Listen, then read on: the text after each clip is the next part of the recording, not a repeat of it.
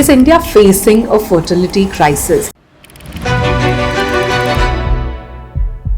I think it's not only India per se, but I think fertility in general is declining across the globe, not only in our country. Empowered parent who's aware about it should gift their daughters at least one cycle of egg freezing, because it is like insurance. Like a working woman actually look at freezing her eggs, does it monetarily make sense? Maintenance fees is different in different clinics. Yearly fees would kind of range around 30 to 50,000. 2026 हम आज भी ये conversation सुन रहे हैं कि एक औरत हमारे सामने बैठ के बोलती है कि मैडम प्लीज हेल्प कर दो, नहीं तो ये दूसरी शादी करवा देंगे मेरे हस्बैंड की. You know, lifestyle modification, losing 5% of your body weight and exercising, eating healthy, making those dietary changes. Serious, it's giving me goosebumps. That's pretty much everything. But what has been the most randomly rubbish, incorrect advice you have seen on social media?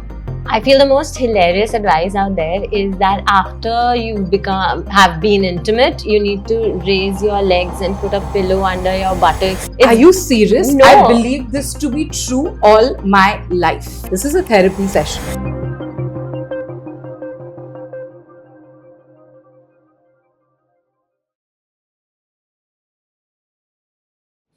Hi everyone, welcome to the Unrushed podcast, and thank you so much Dr. Hinduja for being with us today. It's such a pleasure. So Dr. Hinduja is a fertility specialist, and I have so many questions around egg freezing, like we were talking before the shoot started, and I have so many more questions around IVF, but mostly egg freezing, but we will get to that slowly. Tell me about the fact that you come from a family of engineers and you have chosen to be a doctor. How did that go down with everyone? Thank you, Jasleen, for having me on this podcast. Yes, I do come from a family of engineers. I think at some point in your life, you just realize that you like one subject over the other. And I was never really very good with mathematics, to be very honest. And then I saw there was a medical college which was very close to my nanny's house. And I used to always see doctors come in and, you know, go out from that college. And I used to always see them wearing this white apron. And that kind of made me feel that this is what I want to be and this is who I want to be. That image kind of attracted me to being a doctor. And but it was very difficult to actually tell back home that I did not want to pursue engineering, because my father had actually bought like a set square set for me when I was in the 5th standard, you know, because he always had that vision that I would be an engineer one day. So this conversation at home was a little difficult, but then they realized, you know, during our time, it wasn't an option. You either become an engineer or you become a doctor. Two right? Great options, actually. So my father was okay with it. But yes, I think a little disappointed with the fact that I wasn't pursuing his, vision or following his footsteps. But yeah, then from there on, he said, if this is what you want to do, this is what you want to do. So that's how I became a doctor. That's so nice. But how did you know gynecology is something that you wanted to do? So gynecology was because it was centric to female health and women's health. And also because initially for us, gynecology is more about obstetric part of it. Like, you know, the women giving birth and you assisting them in giving birth and taking care of them through pregnancy and things like that. So that kind of attracted me towards the field initially. I really, it was very fascinating for me to, you know, see birth. When I saw it for the first time, it was so magical, you know, and I was like, okay, this is what I want to do. I was a very woman-centric person from the very beginning, because I was always very supported in my family, very empowered, and I always felt that, you know, this is what I want to do, empower other women. So, you know, I always had that inkling to do something towards women's health, empowering them, and that's how gynecology came to be. Yeah, I know you're because we were talking behind the camera, you're a very woman for woman sort of a person, which is great, which is why I just feel like sharing this with you. So I had a baby 12 years ago, not a baby anymore. But I actually had a very traumatic experience in the what I wanted to believe was, I don't know if all hospitals are like that. It's one of the biggest hospitals in Bombay. It's not like it's a small place, but everybody was so, there was this general apathy. It was obvious that they see this say 10 times a day. And I remember one point in labor pain, I went out to grab a nurse's hand and she literally did this to me. And even in my pain, that registered, like it stays 12 years later Yes. in my head. And I was like, I understand you see this 10 times a day, but for me, perhaps this is a once in a lifetime experience, which is what it's looking like right now. So why are you ruining that for me? My question is that as doctors, when you see something day in and day out, do you really become that desensitized, or? I think a part of our training is to desensitize us to complications. You cannot lose your nerve when you face complications. So you need to be at the top of your game when you see complications. So yes, a part of our training does desensitize us, but then at the same time, I think it is very individualistic. How much human do you want to stay with your dealings with your patient? And I think a lot of doctors do not lose that along the way, to be very honest, because initially, yes, I would say that bedside manners and bedside etiquettes were not such a big part of Yeah. our country, and it was not given as much importance or emphasized enough when we were doing our trainings. But I think now in today's generation and today's day and age, I think bedside manners, etiquettes are given a lot of weightage. Even while we are training, we are told that, you cannot do, these are not good bedside manners, Correct. So those things are inculcated into us. We are taught how to be empathetic. We are trained to, even if we are breaking bad news, we are trained to break it in a very empathetic manner and, make sure that the family feels comforted, supported. Is there, in a sense, is India facing a fertility crisis? And I ask this because I'm over 40 and I see a lot of my friends who haven't had children yet are obviously struggling. Then there are some who've chosen not to have, which is fine. Then there are those, like people I work with day in, day out, well into their 30s, and they haven't even found a partner. They're like, yes, I want to have a child, I want to have a family, but what do I do? Like, I'm not going to go be a single mother. And it's not because of the taboo also, that it's just not feasible to be a single mother. It's so much responsibility. So are we, in that sense, facing a crisis? Are you, as a doctor, seeing that happen in the past decade or so? So, Jasleen, to be very honest, I think it's not only India per se, but I think fertility in general is declining across the globe. If you go to see the WHO parameters for semen parameters, has changed 2 times over since the time I started practicing. And every time a new WHO guideline came that what is normal semen parameters, it is only declined.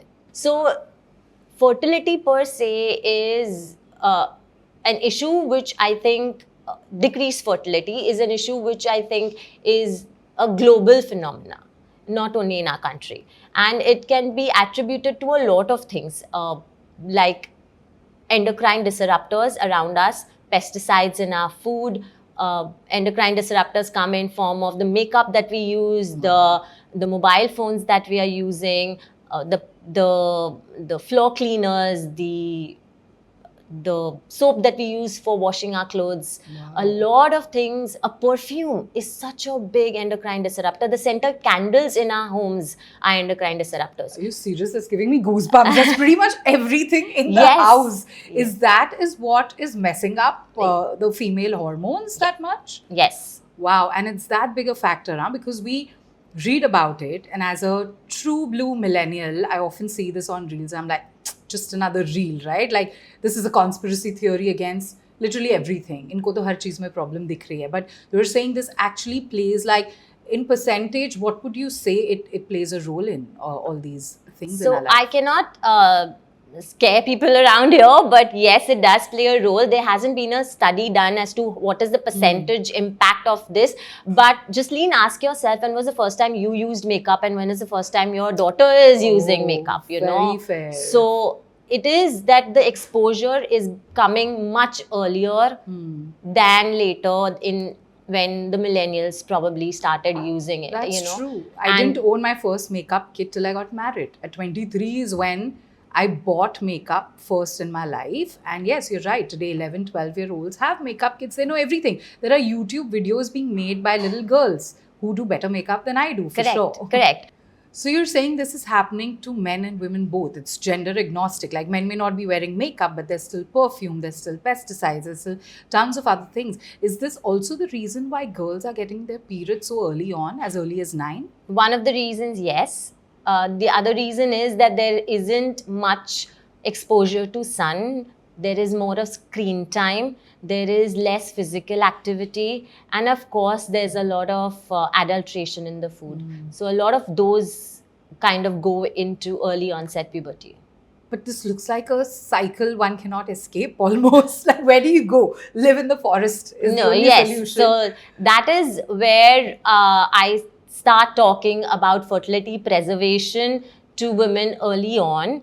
While if they are financially independent and they can take this decision, or if they can take help from their parents, and if the parents want to. So I always think that this is something you should gift your daughter. I always feel that, so I feel that every educated, empowered parent who's aware about it should gift their daughters at least one cycle of egg freezing, because it is like insurance, right? How do you insure yourself? You insure your health. You may not ever need that insurance, Correct. right? But you still insure it. It's the same way. You may not need those eggs to get pregnant. You may spontaneously get pregnant at home when the time comes. But at least you have insured yourself just in case if you do face challenges in the future. You know you've done a smart thing and you've insured yourself much early on in life. And then, that stress of saving yourself from so many things, it just off your shoulders, right? So is it true, like, do eggs start aging as well as you age? Yes, eggs do start aging. One, also the egg count, the egg number starts growing down. So both the parameters work against you as you age. So what is the best time if one does want to look at freezing their eggs? Because like I said, till about your 30s, women haven't even found the right partner. So when would you say would be a deadline where, because that's when women also become financially independent. Like maybe early on in my 20s, I've thought about it, but I don't have the money to do it. Correct. So what would you say is the ideal cutoff and the ideal starting time to freeze your eggs? So as far as I've seen in my practice, around 27, 28 is when mostly fairly women are independent. They have that financial liberty. And also because by law, you can keep your eggs frozen for around 10 years. Wow. Right? So I have done this maths for my daughter. So if you freeze your eggs around 27, 28, then by 37, 38, you'll definitely make the decision mostly to kind of either conceive, not conceive, want a child, don't want a child. All of those decisions, find a partner, not find a partner, mostly will be taken by 37, You have 10 38. years to basically to a 10-year take that window. decision. But tell me, earlier you mentioned at least one cycle of egg freezings. Does it take multiple cycles to freeze your egg, or how does the process work? So you can do multiple cycles. So, okay, I'll tell you how this works. So if you freeze 10 mature eggs, you are insured for one IVF cycle in the future. Got it. So Right. every 10 eggs you freeze gives you one IVF cycle in the Okay, future, got it. right? So that is how you do your maths. I would suggest, like, this is of course my personal belief, that you can freeze once at 27, 28 and then once at 30, because then that 30 wala eggs will kind of, help you out till you're 40. So, correct. So by 40, then you've got that, that cushion to decide, and, you probably have made up your mind whether, even if you want to be a single mother or find a partner, whatever. By 40, I think everyone kind of cements it out, like, Right. that this is what it is, this is how I'm going ahead in life. Right. So, all those major decisions are already made for you. Right. Like our founder, Karishma Mehta, it's widely known that she has frozen her eggs. And I think even now, people look at it as a very brave decision.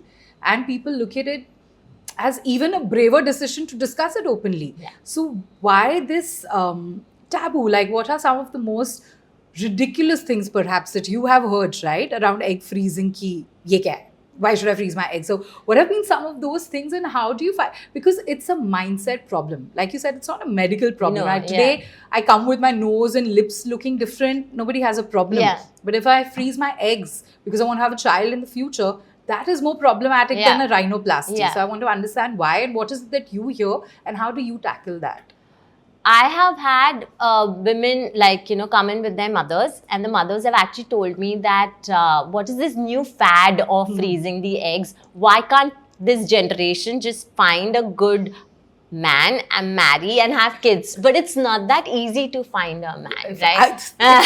It's impossible. Yeah, to and find a good man for that matter. Like, it's They so don't exist. so it's so difficult to find. And just because your age is running out, you don't want to settle, like, for someone who you may not resonate with completely. Correct. But just because you want to have kids at the right age. Because your biological clock is ticking, and Hindi mein bolte the, settle ho jao. Why should a woman settle?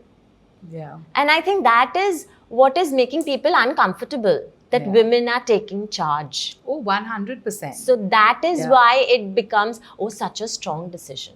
Yeah. You understand? Because they feel like, oh, she's not getting married. Oh, she's not going according to the timelines which is set by the society. So that is what I think kind of amazes people.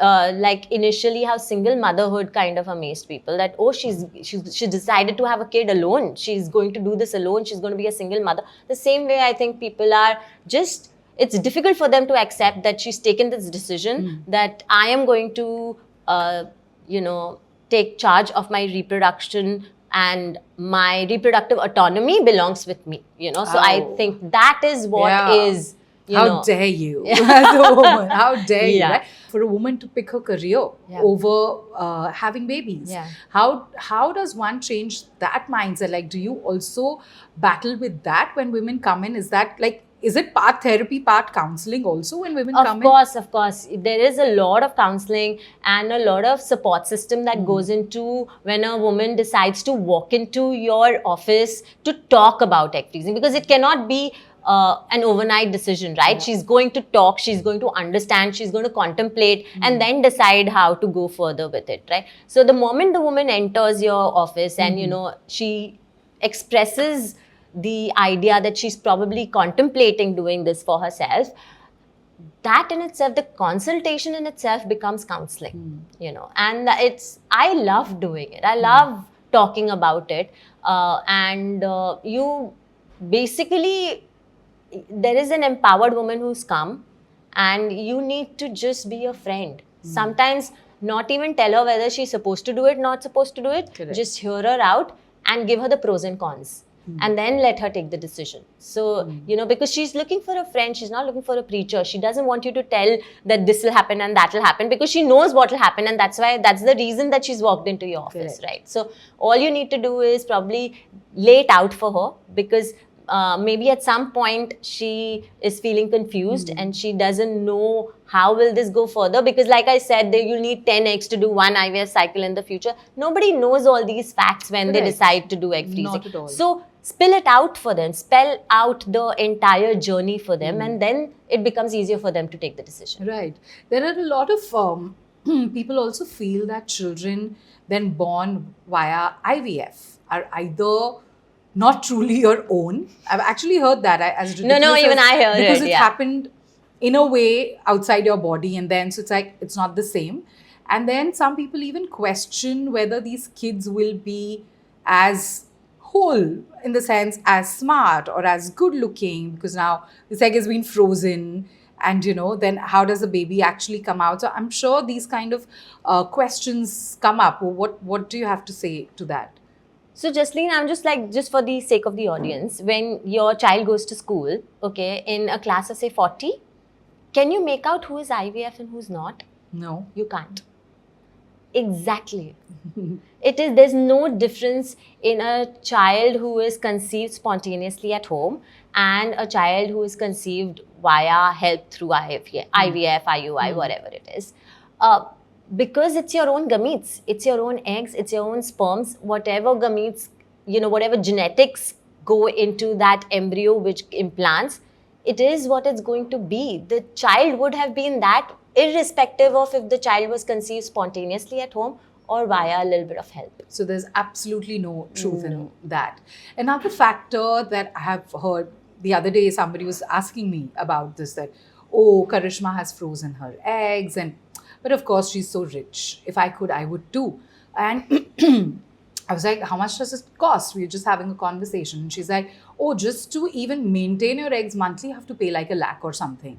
So वो तो बहुत expensive है. So I just want to understand, what is the real figure behind it? Can like a working woman actually look at freezing her eggs? Does it monetarily make sense? Or is it still something that only the rich can access? No, it's so the maintenance fees is different in different clinics, okay? But generally it is either a yearly fees, okay, or it is a 5-yearly. Some clinics take a 5-yearly fees, or they take a yearly fees. Yearly fees would kind of range around 30 to 50,000. Oh, that's about it. That's nothing. That's lesser than insurance, medical insurance. Yes. That we pay. Oh, okay. So see, the information out there in the market is very different. Yeah. That it's very, very expensive to do it, and I mean that women spend at the salon also more than that in a year's time. So at least that maintenance fee is not something that's a lot. And then it's up to you whether you want to give like a 5-year lump sum and forget about it for the next 5 years, or you want to keep doing it like yearly. Yeah. If that is what kind of aligns with your financial feasibility, then you do it yearly. Or if you want to give a lump sum, then you give like a lump sum for 5 years. Yeah. But tell me, a lot of this talk about fertility and biological clock, a lot of the responsibilities shouldered by women. Do sperms not age? Do men not age? Are men's clocks a lot longer in that sense than a woman's? So why do we have to suffer more?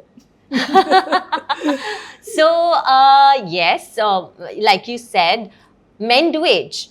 Sperm parameters do go down. There is now even a terminology which is coming into being, which is known as andropause, like menopause. So, yeah. So, there are hormonal declines that happen in a man as well. But the semen, so you have to understand, sperms are in millions, and eggs are in numbers. Every month. So, okay, now I'm going to explain to you a concept. So, a woman is born with finite number of eggs in her body. Oh, they're not infinite. Okay, so there's a bank with which you're born. Now, this is a very interesting bank where you can only make withdrawals, you cannot make deposits, and it is inaccessible by nature to anybody. Even us as doctors, we can't access that bank. Now, when we do egg freezing, every month a woman kind of withdraws a certain amount from this bank. Okay, so say 20 rupees from this bank, but physiologically, that means in a normal menstrual cycle, she ovulates only 1 egg. The rest of the 19 rupees, that is 19 eggs, go waste. They don't go back into the bank. Oh, so they're lost forever. So they're lost forever. So imagine every month she's making withdrawals. So ultimately what will happen to the corpus in the bank? It'll go down. It'll go down, yeah. And it'll become zero, zilch. So that is what we do, is we go and we target the monthly withdrawals of just 1 month. Of just, say, hypothetically, I want to do an egg freezing cycle in May. I will target the withdrawals of only May. Get the eggs out, put them on ice. That's it. Yeah. In June, she's going to get her next periods, her next It's withdrawal. all normal. It's all not like, normal. Is it a painful process? Not at all. Not at all. So then coming back to men. Yeah. They generate new sperms every 72 days. How unfair is that? So Just they're not like everything else. So they're not born with a bank. Like, so, this is when I, kind of joke with couples who come and seek consults, is that I'm sure God is a man, because everything goes, very skewed. against women. It's seeming very skewed towards the male gender. Yes. Okay, so, but tell me now today, like you said, this andropause is very interesting. I've never heard of that, but I've seen a lot of reels on social media, right? Laptop गोद में रखोगे, sperm count. Phone जेब में रखोगे, sperm count. You sit on the bike and the bike heat, sperm count. Of course, things like smoking and vaping and alcohol, all of this contributes to the sperm health in general. Yes, it does. All these information which is there on social media, if it's there, very good. Yeah. Because it's absolutely right. So I'll tell you what happens is that the testis of a man is outside the body. It is outside their Correct. body. Yes. That is because they have to maintain a temperature which is lower than the body temperature. Oh, In order for good sperms to generate and spermatogenesis, which is known as creation of sperms, to take place, right? Now, if you're going to increase the temperature down there with whatever, sauna, wearing tight undergarments, Oh, anything and that heats laptops, it. Got it. anything, kind of decreases your sperm making capacity, or, it hampers with the quality of the sperms. So we're not at the level where we freeze sperms. We or can is that- freeze sperms. We can, of course. So do couples come in and do that as well? So you have to together? understand that, okay, in future also, even if your sperm count goes down to, say, the normal is 15 million per ml, even if it goes down to 1 million per ml, we can still do a good IVF okay. cycle with the sperm parameters. But if the AMH, say around, if 2.5 to 3 is considered a good ovarian reserve, a good AMH, but if it goes down less than 1, then even an IVF cycle outcomes deteriorate. Right. So because I'm not going to get any good number of eggs. Correct. And sperms are in millions. So I can still play a lot around the number of sperms that I'm getting. No wonder men walk around feeling superior because it is happening Yeah, like that. yeah. But tell me something. In terms of IVF also, there's a lot of misinformation out there that everybody feels, as a woman, you're made to feel inferior when you have an IVF cycle, in the sense that, oh, you couldn't conceive naturally. So a lot of women choose to hide it actually. Yeah. When they do have an IVF baby, most women I know will hide it. They will never say it out loud. In fact, for the longest time, I didn't know. Like, a friend of mine had an IVF baby and she delivered normally. I was like, "Arey, but how can you deliver normally? It's an IVF baby." She's like, "It's the exact same thing." Yes. And IVF doesn't mean you have to go into a C-section. I was like, oops. And so there's so much misinformation out there. As a doctor, as somebody who works so much to spread this information for women, do you do any such things where you spread the correct information? Because, I mean, I like to believe I'm an educated modern woman, and I genuinely did not know this. I thought because it's IVF, everything has to be clinically done. Like, even when the baby is ready, you have to get it out of C-section. Because you've not conceived naturally, you can't push the baby out naturally, which in hindsight is a very stupid thing, I hear myself, but that's what I truly believed. So what are you doing to spread this information to other women? So, Jasleen, as a clinician, as a doctor, we really don't have time to, kind of get this information out. Yeah. And that is what I was struggling with for the longest time. And you have to understand that I know this is the field that you are in, but I come from a generation where going in front of the camera and, Instagram, WhatsApp, these things took time for us to kind of imbibe into our daily routine, right? So I was very passionate about talking about this. I really wanted to get this information out there, but I really didn't have the platform to do it. And then COVID came around and we had seen a decline in our work because we were not allowed to Obviously, do yeah. elective work. We were only allowed to do emergency work. So I had like a free time at that time, and that's where I posted my first reel talking about the myths of IVF, right? So I think I found this beautiful platform which is known as Instagram, and there are a lot of doctors out there. If you go to research or if you go to see, Yeah. there's a lot of fertility specialists, and not only from our country, from around the globe. There are a lot of people out there who are talking constantly about debunking the myths and destigmatizing IVF. Like you said, natural conception and natural delivery, Yeah, we don't we talk don't like use that that. here. We say spontaneous conception that happened at home, and we say vaginal delivery. Even cesarean is not unnatural. Right. It is everything is natural. It is you, it is your body, it is your child, it is your eggs, it is your sperm, you know. So it's basically either you did it without help or you took a little bit of help. That's about it, you know. If you're, like, I always tell couples who sit across with me that if you had a child who was weak in mathematics and you hired a tutor to help that child, the marks that that child secured would be still that child's marks, right? They won't be correct. unnatural marks. Right. It's the same way. You have to take it and you have to change the conversation around this, and you have to just think about IVF or IUI as just seeking help. As I think like I'm well read and empowered and all of that, and it's embarrassing almost to know that there is so much misinformation around IVF that I've just never gotten into, and it's just the things you keep hearing, and it makes me wonder that in an urban city like Mumbai, if you hear, I've heard people say things like "किसी को बताओ मत IVF है," because a people think less of the woman. Yes, it's also a direct question on the man's masculinity. इसकी मर्दानगी पे शक हो जाएगा लोगों को कि नेचुरली बच्चा नहीं पैदा कर सकता, which then brings me to the thought, if cities में ये हालत है, टीयर 2 में क्या हो रहा है? Have you experience that? Do you have people कोई टीयर 2 से आ रहे हैं आपके पास जो ये बोल रहे हैं छुप छुपा के? Are they even able to come and do this? क्योंकि पहले ज़माने में तो होता था कि दूसरी शादी करवा दी कि ये तो इस औरत से बच्चा नहीं पैदा हो रहा है, एंड किसी ने कभी ऑब्वियसली स्पर्म टेस्ट नहीं किया है टू सी कि लड़के में प्रॉब्लम है या लड़की में.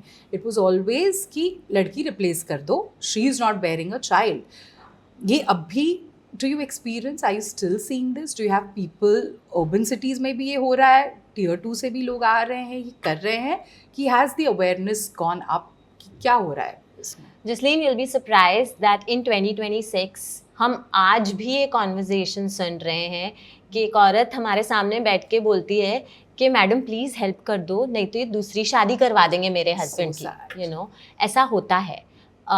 एंड बहुत अनफॉर्चुनेट है, लेकिन हाँ, जो कहते हैं ना ब्रंट ऑफ अ सिचुएशन, वो एक औरत को ही at least in you know the B towns और you know even families where women are not that empowered, yes, they are still shouldering the burden of fertility challenges. It is, in fact, sometimes it becomes very difficult for us to even get the man to come and test for his semen analysis. कि वो आ जाओ, अपना एक बार sperm test करा लो, हमें पता तो चले किस में प्रॉब्लम है. हमारे पास इतनी मोटी मोटी फाइल्स आती हैं जिसमें सिर्फ एक औरत दवाइयों पे दवाइयाँ खाए जा रही है, ये बिना पता किए कि हस्बैंड में प्रॉब्लम है भी कि नहीं है. और जब हम हस्बैंड का सीमेन टेस्ट कराते हैं तो पता चलता है कि स्पर्म्स ही नहीं थे. एंड फॉर इयर्स, साल के बाद साल, और उनको डॉक्टर भी नहीं बोल रहे कराओ कि these guys are so adamant कि कोई कुछ कर भी नहीं मतलब सकता. ऐसा हो जाता है ना कि सास है वो औरत को लेगी डॉक्टर के पास और कहा नहीं डॉक्टर साहब आप तो दवाई लिख दो, उससे नहीं हुआ, फिर डॉक्टर बदल दिया, फिर वहीं पे वही कॉन्वर्सेशन कि नहीं डॉक्टर साहब अभी तो आप एक दवाई लिख दो.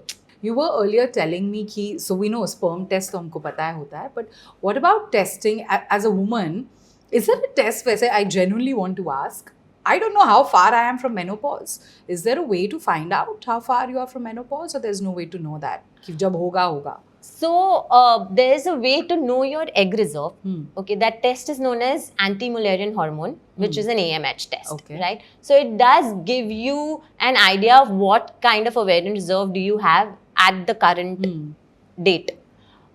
But it really cannot translate into how far away from your menopause are you. But you would know that, okay, fine, I'm somewhere close to it. Like if the reserve is really low, yes, you know कि yes, पास आने yes. वाला. And how do you measure? Like what's the unit of measurement for this test? Like do you measure in eggs, or how is it measured? So it's a blood test, which with the unit of nanograms per ml. Okay. But it is basically a hormone which is released from they are known as antral follicles. So it is the hormone which is released from there, and this is what is indirectly available in our bloodstream, and we test for it. Okay. And with everything that we've been able to do in medical science, there's still no way to up the number of these eggs or slow it down or none of that science has been able to find yet. Yes, so Supplements. this is a question that I get asked a lot of times. But you have to understand that no science today, as of date, I know there's a lot of research being done on longevity and, you know, Yes. kind of increasing the longevity of Biohackers yes. nowadays. I follow a lot of biohackers. I But don't know why. nobody has been able to, for sure, reverse aging. There's a lot of talk around hormonal health, right? To do with, of course, fertility is one part of it, but in general, around hormonal health. What would you say are, say, the top 3 mistakes that women commonly make when it comes to compromising their hormonal health in daily life, right? So that at least people who are listening out there know ki these are 3 things that are easily avoidable. And I wish I knew sooner, I would have done it. Are there any such things? First and foremost, exercise. I don't think women prioritize exercise. Cut. I don't think they exercise enough because I think a lot of other priorities, Yeah. you know, kind of trump over this priority of working out and taking out that 1 hour for yourself, right? Of course, and above 40, I think resistance training, weight training is a big must. You have to do it because hormonal health is directly proportionate to your muscle mass. This is a therapy session now. This has ceased being a podcast. This is one-on-one. You're getting personal. But yes, so I hear you. Exercising, Yes. weight training, Yes. especially after 40. You Yes. said it's directly related to your muscle mass. Yes. But this is then even with younger women. So you're saying... Yes. And I heard they renamed PCOD. It's not called PCOD anymore. Yes. So, because anybody I speak to, they all have PCOD, PCOS. And so is that also a way of battling that even in the younger women? Are these 2 things important? So even when women in their younger age kind of come to us with problems like, so how do you diagnose PCOD? I mean, when does a woman go into a doctor's office and is diagnosed as PCOD? Is when she faces irregular menses and, you know, they don't come for 4 months together, and then she goes to get herself checked and then she gets a diagnosis. Okay, you have polycystic ovarian syndrome, right? Even then we used to tell them that lifestyle modification, losing 5% of your body weight and exercising, eating healthy, making those dietary changes will go a long way into kind of managing your symptoms. Got it. And it even regularizes their menstrual cycle. So from the very beginning, so whether you call it PCOS, PCOD, or the new name that is PMOS, the baseline thing has been that the moment you start exercising, the moment you start paying attention to what you're eating, the moment you cut down ultra processed food from your diet, is when your symptoms starts getting managed. Tell me something, like you told me about the incident where the mother came in and said, "Ye kya fad hai naya?" What have been some of these things that have happened, good and bad? Are there any anecdotes that are top of the mind that you remember, and how you have tackled them around fertility, around IVF, around egg freezing, any of these?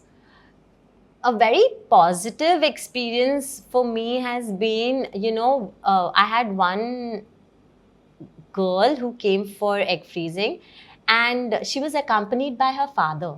Wow. That was so beautiful for me that he was empowering her through this entire journey and, making sure that she doesn't feel alone in that whole thing, and he used to sit outside my office while she was in my office consulting. Even on the day of the procedure when we were getting the eggs out, he was waiting outside patiently for her to finish the entire procedure. And then, she came out and they were okay and they went for lunch, that kind of a thing. So that I think was a very beautiful thing for me as to how father was supporting. Otherwise, you generally tend to lean on your mother, right, for these kind of things. Yeah. Like I said, it all seems like ये तो औरत का issue है. Yeah. It's women's issues. Yeah. At the end, औरतों वाली problem है. Yes. So men stay out of Yeah. it. So it's so beautiful to see that narrative is changing. Like I've seen so many of these videos now, you see, where these young boys also, they put that period pain machine and they're taking it up. I've seen that. How are you? Yeah. Somewhere I'm like, I don't know, rigged, but it's true. Like Yeah. I was seeing one yesterday and it was very beautifully done, where she just turns it up Yeah. little by little. She said, "Can you take it?"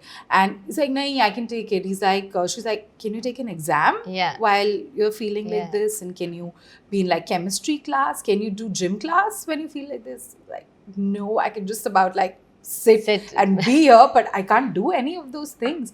And I think just education around all of this is so important. And like you rightly said earlier, 2026, and we're still having these conversations, and we are still so far away from the ideal goalpost in that sense, where we understand that this is a collective problem. It's not a gender issue at all. It's just a lifestyle issue at best, and nothing else, right? Which brings me to the fact that, is period pain actually normal, or is that also something that's happened with the kind of modern lifestyle we've been living? Were we never meant to have period pain? Because I somewhere refuse to believe that nature built us in a way that it gave us so much pain every month. Maybe that wasn't meant to be, and we created it for ourselves. So, Jasleen, the time that we get menstrual cramp is our uterus contracting Yeah. to shed off the endometrium. Correct. So, if this is the endometrium and this is the uterus, it is the endometrium is attached to the uterus. The moment uterus contracts, the endometrium doesn't have the capacity to contract, so it detaches itself, and then it becomes loose, and then it relaxes. So, every cramp that you feel is actually the uterus contracting and relaxing, and that is what shears off the endometrium, and the endometrium sheds off. So that is quite physiological. But if you have pain which is unbearable, which is, you know, affecting your day-to-day work and is debilitating, that is what is not normal, and then that is when you need to seek medical consult. Fair enough. So you very generously told me that some of the advice on social media, अगर बात कर रहे हैं तो अच्छा है. I think it's not all bad, and there's people like you speaking on social media, giving out so much information without needing a consultation. But what has been the most randomly rubbish, incorrect advice you have seen on social media? I feel the most hilarious advice out there is that after you've have been intimate, you need to raise your legs and put a pillow under your buttocks to increase your chances I've heard of that. conception. I've heard that. No, because the sperm is a motile thing. So it's going to move in the direction it is supposed to move. Whether you stand up straight or it's not going to fall out. Are you serious? No. I believe this to be true all my life. No, it's I not. have given this advice to people. As if No, I think it works more like a placebo than anything else. उनको एक मन की शांति मिल जाती है कि मैंने ये किया था, थोड़ा एफर्ट लिया तो इसलिए शायद मैं प्रेग्नेंट हो गई, पर वो ऐसे गिर नहीं जाता. So it is the moment it is ejaculated, the sperm start moving in the direction they're supposed to move. So it's not like you have to sit still. No, not at all. Then on the other side, I've even seen people who are like living it up, right? Couples, and like कुछ नहीं IVF कर लेंगे, वो भी है. And then I've seen कि it doesn't mean IVF है तो 100% guaranteed है. What are the chances of IVFs not being successful, or in what cases are IVFs not successful? I think information is needed on that also, because now people think it's like Crocin. Yeah. खा लिया sir दर्द चला जाएगा, but that's not how IVF works. Yes. So IVF definitely is not 100%. There are a lot of factors that go into the whole implantation and the baby kind of growing in and then delivering at 9 months, and it's irrespective of whether it is an IVF cycle or a spontaneous conception at home. So if you have, so it depends from case to case. There are cases which are going to be easy, they're going to have a higher success rate, but at the same time, if there is sperm count is really low, or there is no sperm at all and you're supposed to go inside the testis and remove the sperms, or if you have endometriosis, or if you have decreased ovarian reserve, like we spoke about, the egg number is really declined, those kind of cases we know are going to be challenging, and we counsel the couple from the very beginning about the success rate of a particular case. And a success rate cannot be one shoe size fits all. It is very individualistic to the case, because every case will have different parameters that we will judge as to, okay, this is something that we see it not posing challenges to us, and there will be another group of patients where we will anticipate problems coming our way, or maybe not going the way that we wanted to go. Sometimes even in easy cases that we would term that, okay, this is just like a tubal factor, and we're just going to kind of, this looks okay, the ovarian reserve is good, the sperm count is good, it's only that the tubes are blocked, we're not able to get the egg and the sperm to meet, and that's why we are doing it in the laboratory. Those kind of cases sometimes do pose challenges to us, because implantation may not take place. There may be some unknown factors that come across, and then you have to deep dive and investigate that, and then rectify that and manage that and try to achieve a pregnancy. So of course, doing an IVF doesn't mean 100% success rate, but it does mean that you're increasing your success rate substantially. Right. Tell me, in your everyday life, what are the things that help you in your work, the things that help you find joy, or the moments that really make you so joyful that, yes, this is why I do what I do? Every positive pregnancy test. It is like a celebration. And not only for me, the entire team. Every positive pregnancy test is like a little celebration. We have like a WhatsApp group where everyone starts sending emoticons and emojis and things like that. So It feels so good to achieve, even after years of practice. It still feels like a personal achievement. So it still makes me feel, yes, this is why I do what I do. Yeah, it's beautiful to see a life just enter. Yes. I don't think you can ever I get love to used see it. the babies when they come and meet us after they have delivered. But trust me, the joy of that positive pregnancy test is much more than even the baby coming and meeting us. Yeah. Okay, we've had a lot of funny talks as well in between, but let's make it a little more fun. So I thought we'll do like a rapid fire, put you on the spot a little bit. Tell me one fertility myth that Indians just blindly believe in, and that you're like, this is funny. Fertility myth that Indians believe. Oh yeah, I heard somewhere that if you eat coconut, then बच्चा गोरा पैदा होगा.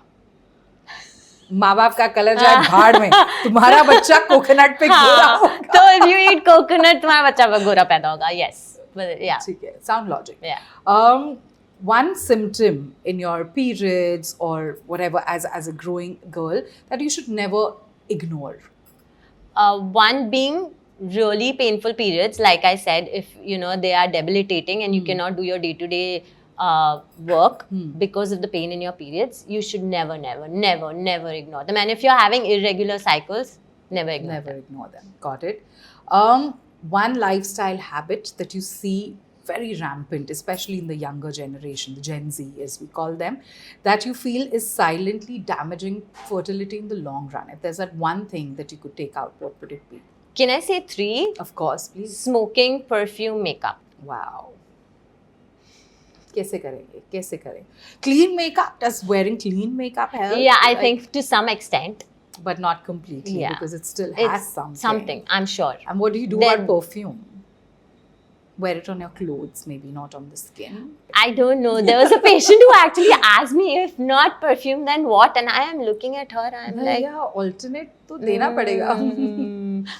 पता नहीं, I don't know if your grandparents and all, alum, they used to use alum, fitkari, as a deodorant.